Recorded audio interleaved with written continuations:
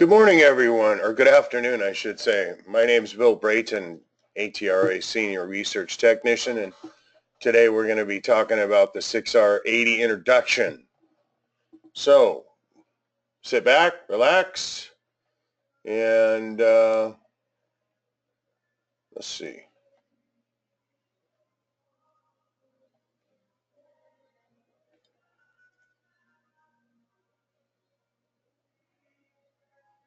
Oh, that's what I did.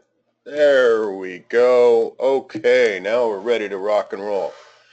Like I said, welcome. Bill Brayton, ATRA Research Technician, 6R80 introduction. Here we go. Today's presentation sponsored by the Automatic Transmission Rebuilders Association and my favorite publication, Gears Magazine for the Rebuilding Industry. Here is our lineup for the rest of the year. Coming up next in 2 weeks from today will be the LCT 1000 update, followed later in May by a 6R80 diagnostics webinar. So set those dates aside. Here's another date to set aside, October 19th through the 22nd at Paris, Las Vegas. We've got a huge showroom floor this year. We've got a huge technical program with programs running from Thursday to Sunday. I'll be speaking twice on Friday and Sunday, a little shameless plug there. And so be sure to make plans to head on out to Vegas for Powertrain Expo 2017. As always, if there's any questions or comments, please send emails to webinars@atra.com. If you have any questions that you may have during the webinar that we're presenting here today, feel free to put them in the text box. And we'll get things rolling. Let's see. Oh, the other thing is you have a link to the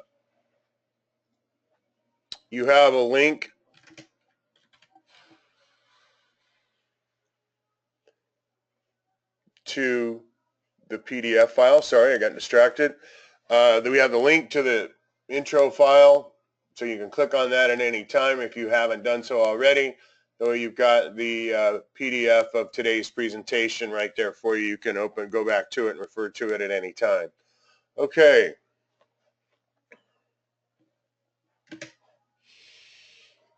Here's our application chart for our 6R80 Expedition, F-150, Mustang Navigator, and 09 to 10 for the Mountaineer, which was discontinued after 2010. You also see the low one-way clutch was added, and it switched from a TCM to a PCM after 2012. And we'll be discussing that in further in upcoming webinars, so we're not going to spend a lot of time on that today. Today we're going to talk about the 6 forward ranges and the Lepeltier gear train and how it goes about getting those 6 speeds. So the Lepeltier gear train, Mr. Lepeltier figured out that you could spin a planetary gear set at one speed, and you could drive the sun gear at a different speed for a completely different output ratio. And we're going to identify the internal components and how they work together to achieve those 6 speeds. Of course, we want to be able to know what it is that we're working on. And here's the call outs for the tags and their what the part numbers mean. And here on the other side of the unit is the solenoid strategy tag, which definitely, you have to have in the computer has to have the solenoid body ID and the solenoid strategy for this unit to work correctly. So anytime you change the the solenoid body or the solenoids, you need to make sure that the solenoid strategy matches up in the computer, so the algorithms in the computer will match up with the solenoids in the unit. And you know, hopefully that's there. The only, if that's not there, this tag, well, you know how tags don't last the life of the transmission. If that tag is not there, you must read it on your scan tool. It will always be in the scan tool, but you have to drop the pan and check and make sure that the numbers on the scan tool match up, should you have any malfunctions. And we'll cover that in upcoming diagnostic webinars here in the next couple of weeks or so. So that's some identification breakdown. Okay, I'm not going to read everything here, but just what it says is that, you know, the PCM in the later versions, the TCM in the earlier versions, controlled shift timing and line pressure pretty much like, well, not pretty much, exactly like the electronic transmissions that preceded. It uses the engine input signals to calculate load and road speed, calculate load basically, and for optimal fuel economy will control the shift strategy and based on, you know, so that it gets better gas mileage, right? Okay. And on top of the engine sensors, the four transmission sensors that it uses to take care of shift timing and load and engine speed and road speed, the turbine speed sensors, the OSS, the TSS, the OSS, the output speed sensor, the range sensor, and the transmission fluid temperature sensor. So we can, number one, for example, the TFT is used for a cold start schedule, so it heats it up faster, so that reduces, you know, the heat up time and gets that fluid at operating temperature faster. There again, fuel economy.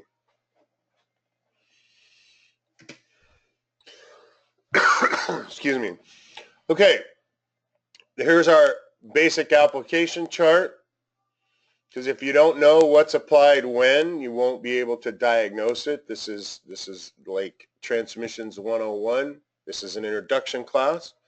So we're working with our 5 clutches here across the top: forward, direct, intermediate, low reverse clutch, and overdrive clutch. And those are always, those always have and will be Ford clutch names. Since this started out as a ZF product, that Ford bought the license from ZF and changed the names. Well, the A, B, C, and D, and E that you see underneath there come from the time when it was a ZF 6-speed. So it's important to understand what clutch is applied when for diagnosing any shift concerns. But excuse me.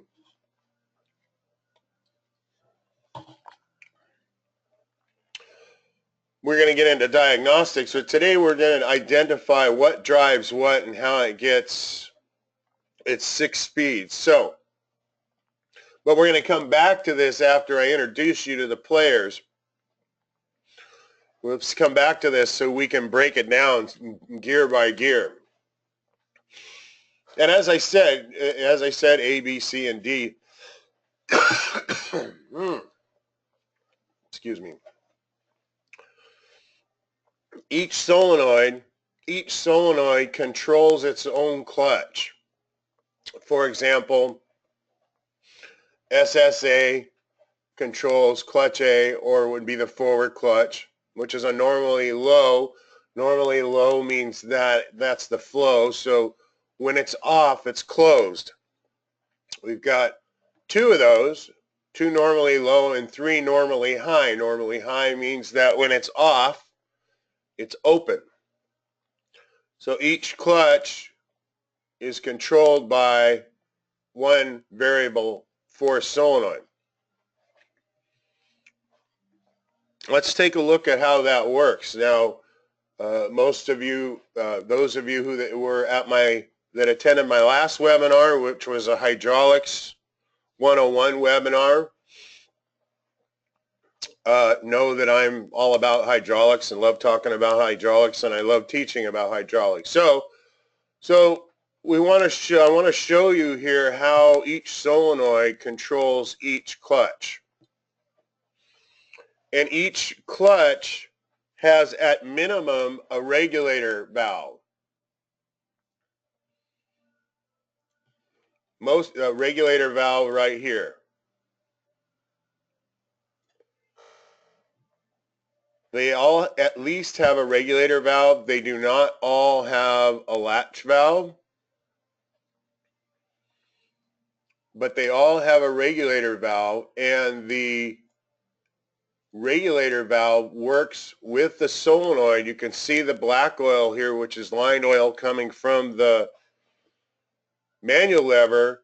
Now it turns into the black and white oil, which applies the forward clutch. So what you're seeing is it at a time, it's a regulated oil based on the input and output speed sensors. All the clutches are applied based on the in and output speed sensors, much like a 604 has been doing since 1989. And that's basically the same type of technology here. Okay, on the left we've got applied. On the right we've got a release circuit here, or what we call the yellow oil is called priming oil, because when this is in its release position, we've got about 3 pounds of fluid, 3 psi, coming from this, what they call a D2 latch valve. The D2 latch valve on the right is a regulator valve, which you can't really tell, but remember our lesson from our hydraulics class, if we don't have a balance oil, it won't be able to regulate unless it's internally balanced, and that means this land right here is much larger than that land right there. So that's what creates its ability to regulate. Pressure comes in and pushes the valve down to regulate that oil at approximately 3 psi when the clutch is off. Not enough to apply it, but enough to keep the circuit full.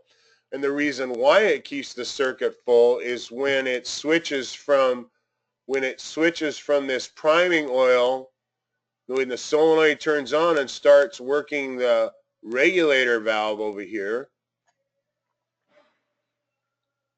we can see that this is actually a switch valve that acts like a regulator valve because of the solenoid. And what happens when the valve moves to the right, it goes right immediately to line pressure oil and starts applying the clutch. It does not have to fill the circuit. Think of a garden hose. When you turn the garden hose on, it hasn't been used for a while. It takes time for all that water to get to the end of the garden hose and to the sprayer. Well, with the priming valve, we've already got the hose full and just waiting for it to apply. So that was the forward clutch. Here's the intermediate clutch. Like I said, you can see on the left we're applied, but this circuit, the intermediate circuit, does not use a latch valve. It uses the clutch C regulator valve only.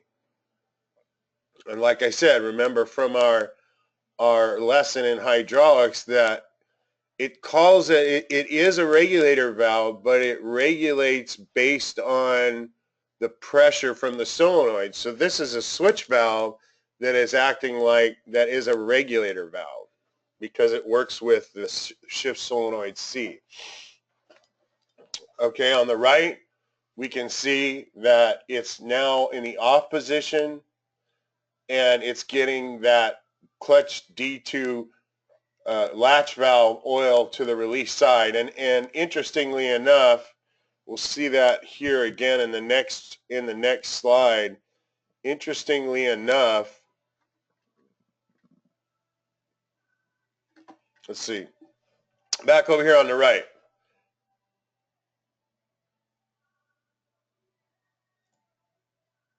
Okay, that's what I was going to say. I lost my train of thought there. The clutch D2 latch valve is actually, it's the wrong name for it. I mean, I know Ford calls it what they call it, but its purpose is to regulate line pressure to priming pressure, which I said before is so the actual function of the valve is to regulate line pressure to priming pressure. So it would be a priming pressure regulator valve.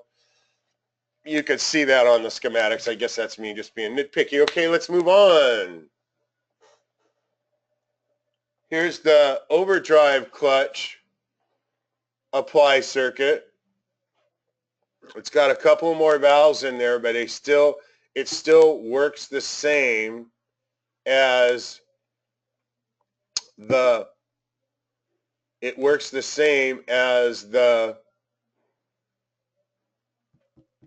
rest of them. It's got a clutch, it's got a regulator valve.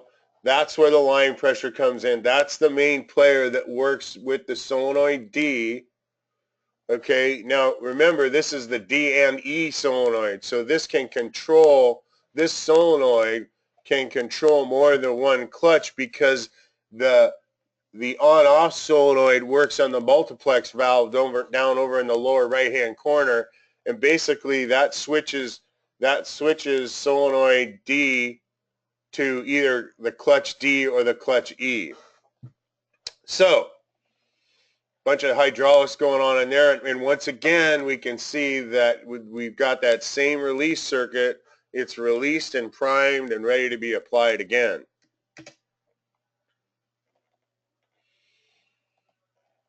Okay, here's clutch B, the direct clutch. In the applied state, same as the rest of the clutches. If you can watch the apply and how the oil goes from primed to applied in one clutch, you'll get it for all the rest of them. And here we've got the low and reverse. Because of the multiplex valve, we can now apply the D1 clutch or the low and reverse clutch, which still has its own regulator valve and its own latch valve. And then on the right, we can see here's another good example of our regulator valve. We're going to call it, even though they call it the D2 latch valve, we're going to call it the prime pressure regulator valve, because it takes that line pressure and knocks it down. So one clutch, one solenoid.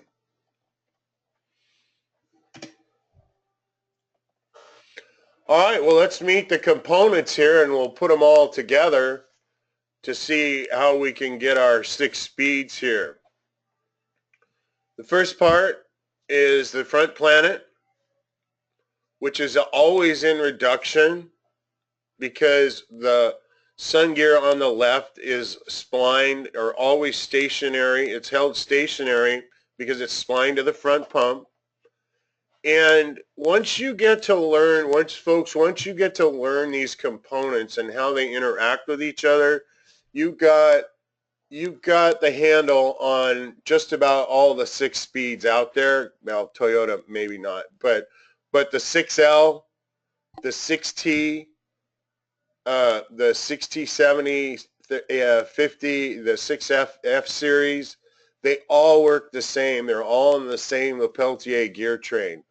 6L 80, 30, 90, 6R 60, 80, 90, the 6F series, the 6T series. The gear train works identically the same based on the Lepeltier gear train. So once you get a handle on this, you've got a whole bunch of transmissions gear train down pat.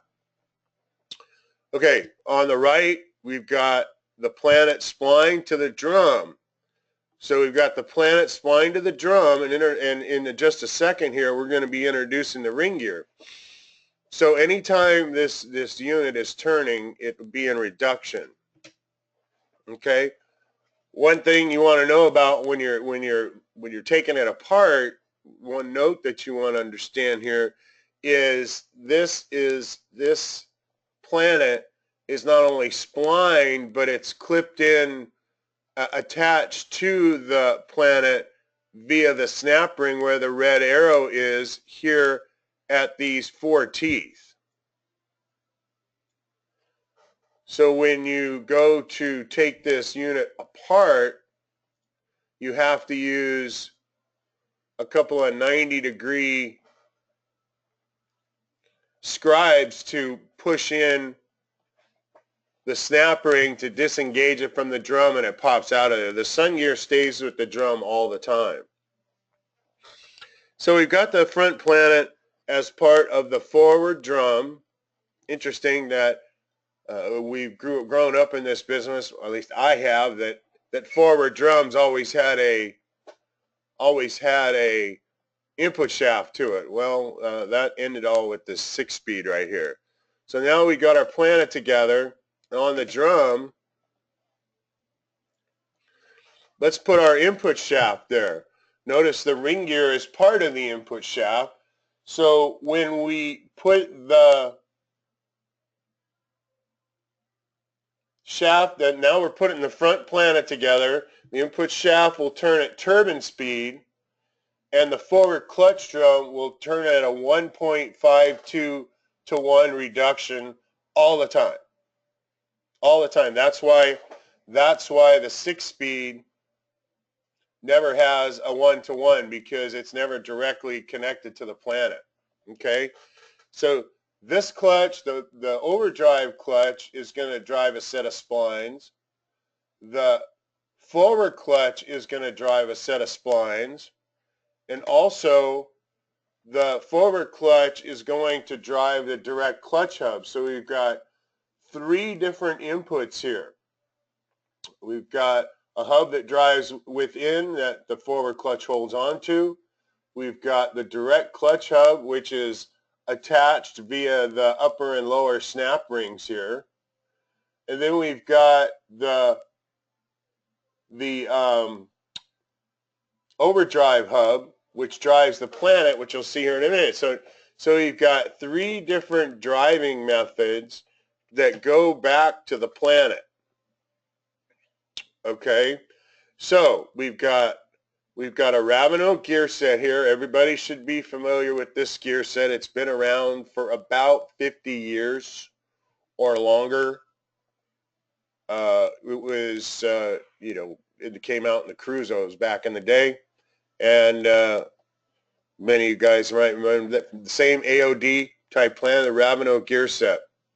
This is a pretty beefy gear set, and can handle the loads that it's given. Okay, so these are the driven components that we're looking at. So now we're going to put this all together. All right, on the left, that rear planet is driven by the overdrive clutch. So anytime the overdrive clutch is on, that's a direct mechanical link to the rear planet. So now the input shaft will drive the rear planet at whatever the input shaft speed is. And when it's locked up, that means that the rear planet's going to be driven at engine speed.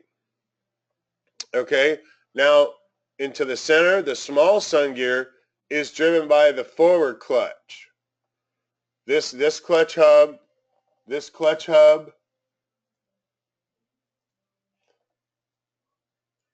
is splined to, this clutch hub is splined to the forward clutches.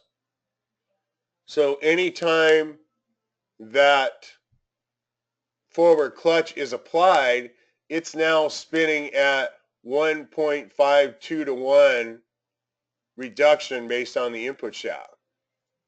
Okay, so now we've got the sun gear that can turn at 1.52 to 1. Now remember the hub. Okay, there's the large sun gear is splined to the direct, so it can be either driven by the forward clutch hub at 1.52 to 1, or it can be held by the 2/6 clutch, which is a part of the case. This splines, so this can be held or driven depending on which clutch is applied. If the direct clutch is applied, it's being driven. If the 2/6 clutch is applied, it's being held, depending on which ratio we want. So now that we know the players, and what turns what, now this is starting to look a little bit different. Before, when we looked at it, okay, well, we know the clutches are applied and we see when they're applied. So if there's a shift concern, we know, well, okay, you know, if it's a 1 to 2 shift and it's not feeling right, it might be the intermediate clutch. But let's break it down even further into what's driving what. Okay, so and I'm going to bounce back and forth between these two slides. I'm going to bounce back and forth between this slide and this slide so we can put it all together here. So first gear, the forward clutch is applied. So the forward clutch is applied. Now we have 1.52 to 1 reduction driving the sun gear for a low gear. Now try not to bounce around too much, but you can see if you printed up your handout, you can see and set this side by side and watch the ratios here as we go along. So when we have just the forward clutch driving the small sun gear, we've got a low ratio of 4.17. Okay, so now we've got the forward clutch applied. Now the intermediate clutch comes on, and we see that we're still driving the sun gear, but now since the large sun gear is being held by the intermediate clutches, remember the intermediate clutches are here, so this is now stopping it, and the planet is rotating around the stationary sun gear. We get our second gear ratio of 2.3 to 1. All right, now let's go to third gear. Now we apply the forward clutch and the direct clutch. Well, wait a second. What happens then? Well, now we're driving the sun gear at 1.52 to 1 and the large sun gear at 1.52 to 1. Well, that means that it's hooked up the rear planet, the Ravenel gear set. Anytime two parts of a planet are being driven, the equal result will be direct drive. Well, direct drive is 1 to 1, we always were taught. Well, not so much, because in this instance, that will make third gear 1.52 to 1, because the reduction is always there, but the back half is in a 1-to-1 ratio. So now here's things get a little bit different. Okay, what we're going to do is we're going to take and start driving the overdrive clutch, the overdrive planet. The overdrive clutch is applied, so now we're driving the planet. Well, our principles of operation tell us that anytime the planetary gear set is the driving member, the resulting output will be overdrive. Okay, well, here's the trick. What we do is we're now, let's go back to our planets here. If we're driving the overdrive clutch, the clutch is on, now we're driving the planet because its spline Well, now we're going to be driving in overdrive. Okay, but what they do here, what Lepeltier did was start driving the sun gear at a reduced speed. So what happens is we are reducing the amount of overdrive that is happening. We're actually putting it into overdrive and then reducing the amount of overdrive. And you can see here, fourth gear is 1.14 to 1. And next, we're going to take out, remember we're driving, the forward clutch was driving the planet at a reduction, the small sun gear at a reduced speed. That way it's reducing the amount of overdrive. Now we take the forward clutch off. And now we're driving the large sun gear for a not quite so much reduced overdrive. We got it applied. Now it's still reducing the amount of overdrive to 0.87 to 1. Now when we shift to sixth gear, watch this, we're going to apply the intermediate clutch. The intermediate clutch, which holds our drum stationary. Now the sun gear is solid to the case now, and we've got our rear planet being driven. Anytime the sun gear's held now, stationary, and the rear planet is the driving member, the resultant ratio will always be overdrive. So in other words, let me put it to you this way. In other words, sixth gear is the true overdrive. Fourth and fifth are actually reduced overdrives. They're gear reduction overdrives. So that's how those fourth and fifth gears sneak their way in there to be that reduced overdrive. They're actually taking and reducing overdrive. So in closing here,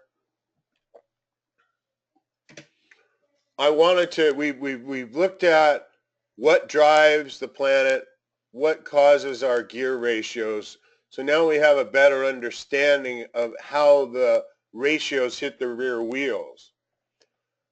Instead of putting up videos in this format, in this webinar, because as you have seen in the past, the videos tend to get quite choppy and very uncomfortable to view here in this webinar, what I've done is I've given you some links to some videos that I created to better demonstrate how the interaction of the planetary gear sets work in a hands-on environment. I know it sits a lot better with me if I can see it actually doing what it's doing. So we're getting out a little bit early here, so now would be a good time to go check out these videos as you finish up the rest of your lunch. And that's the introduction to the 6R80. Today's presentation was brought to you by ATRA and my favorite publication, Gears Magazine. Before we close up, are there any questions for you guys? Okay. My name's Bill Brayton. I'd like to thank you all for taking time out of your important day and make it a great day. My name's Bill Brayton. We'll talk soon.